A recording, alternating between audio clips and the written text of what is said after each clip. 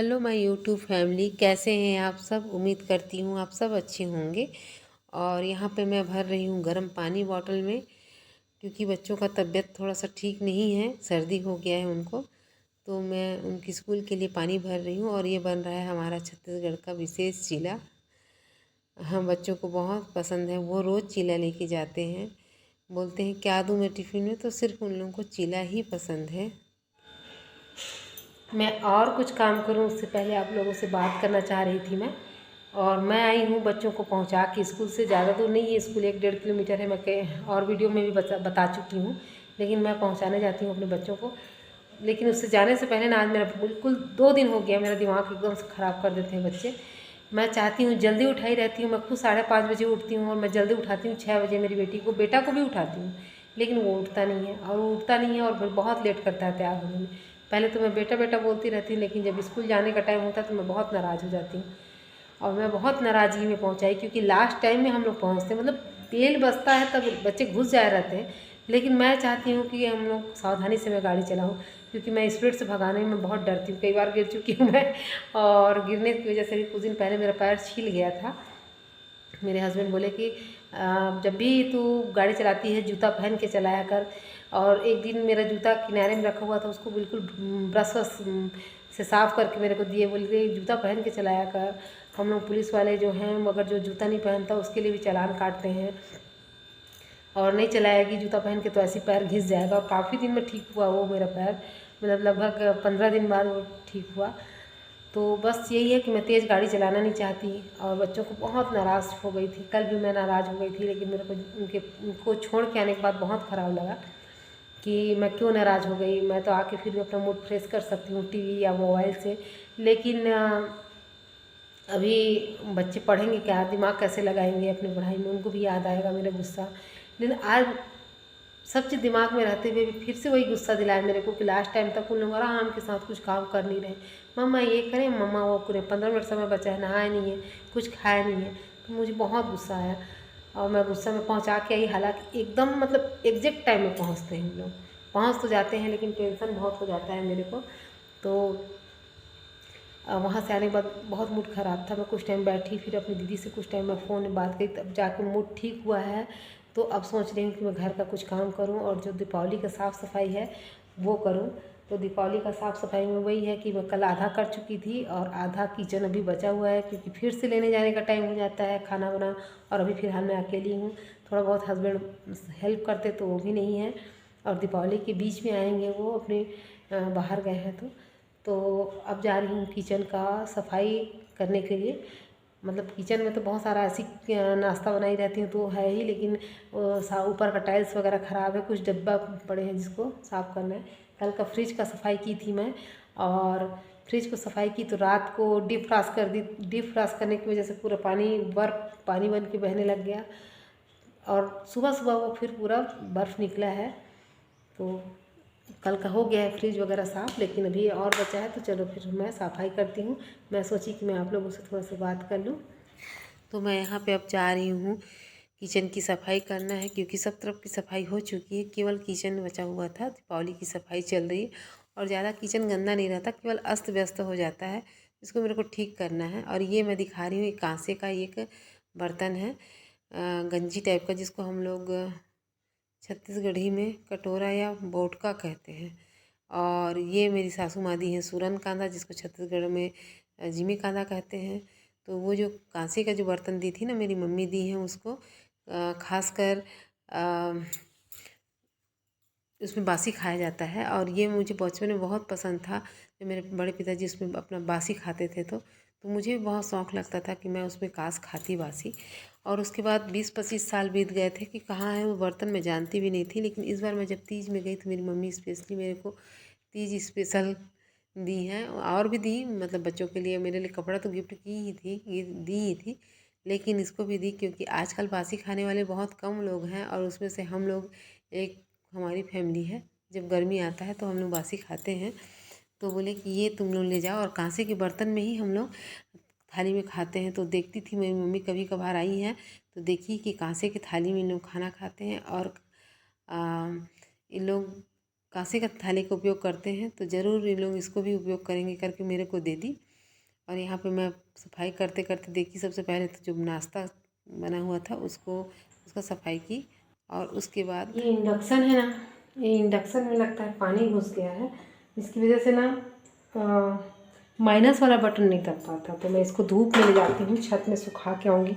जो इसमें पानी घुस गया होगा वो पानी सूख जाएगा। और पानी धूप भी निकला हुआ है, वैसे अभी थोड़ा बादल छा गया, लेकिन बार बार धूप आना जाना कर रहा है। तो देखती हूँ, ये लेके जा रही हूँ और कुछ टाइम धूप में रखूँगी। तो इसका जो घुस गया होगा, जैसे दूध गिर जाता है या पानी साफ़ सफाई करते करते फिर से चालू हो जाता है। कोई इलेक्ट्रॉनिक वाला दुकान वाला बताया था, ये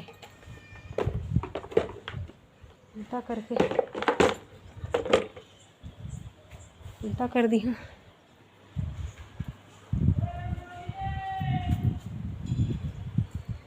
और ये मेरा गार्डन दिख रहा है कि नहीं,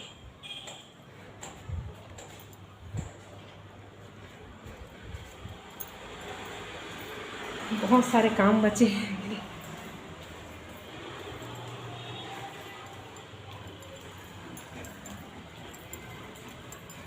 एलोवेरा का टुकड़ा रखी थी, चेहरे में नहीं लगाई हूँ। पता नहीं लगा पाऊँगी कि नहीं, क्योंकि बच्चों को लेने जाने का टेंशन रहता है, जल्दी करके तैयार हो। अब मैं स्लैब के नीचे को साफ़ करने के बाद मैं स्लैब के ऊपर को साफ़ करने लगी। ये वॉल में लगा हुआ टाइल्स है, उसमें तेल का जो छींटा पड़ जाता है। आप फ्राई करिएगा सब्जी तो या फिर कुछ भी चीज़ बनाइए तो तेल भाप बन के इसमें आके चिपक जाता है। तो मैं उसी को सफाई कर रही हूँ, क्योंकि अगर ये सफाई नहीं किए तो पूरा लगता है कि पूरा रसोई साफ़ ही नहीं है, आप चाहे कितना भी कर लीजिए। और डिब्बा में भी आके जो चिपक जाता है वो तो कल ही मैं साफ़ कर चुकी थी। तो बस आज ज़्यादा अच्छे से कर देती हूँ, थोड़ा ऊपर से कर देती हूँ। मतलब जितना बाकी समय में जब भी मैं करती हूँ सफाई, तो हाथ में जितना मिलता है आवाज़, तो मैं स्लिप के ऊपर चढ़ के साफ़ कर रही हूँ, क्योंकि अभी ज़्यादा अच्छे से कर लेना चाहिए करके मैं सोची। दीपावली आ चुका है तो, और बाकी तो सब घर का सफाई हो ही चुका था, बस यहीं का बचा हुआ था रसोई का। तो मैं बोली कि यहाँ को ज़्यादा अच्छे से करने के लिए 1 दिन का समय चाहिए। और 1 दिन क्या, मैं पूरा डिब्बा पहले दिन का धोई थी, और 2 दिन तो मैं डिब्बा धोने में ही निकाल दी थी, और 1 दिन ये सब साफ़ सफाई करने में निकाल रही हूँ। उसके बाद भी बच्चे लोगों को लेने जाना है, खाना बनाना है, अभी बहुत सारा काम है। लेकिन मैं बोली कि सफाई जब होता है तो अच्छे से ही करिए, तो ही अच्छा लगता है। और ख़ासकर जब मैं खुद स्वयं सफाई करती हूँ ना, तभी मेरे को अच्छा लगता है। भले मेरे को परेशानी कुछ भी चीज़ का होता है, सफाई करने में टाइम लगता है, मेहनत लगता है, लेकिन कोई और सफाई करता है तो मेरे को लगता है साफ़ ही नहीं हुआ है।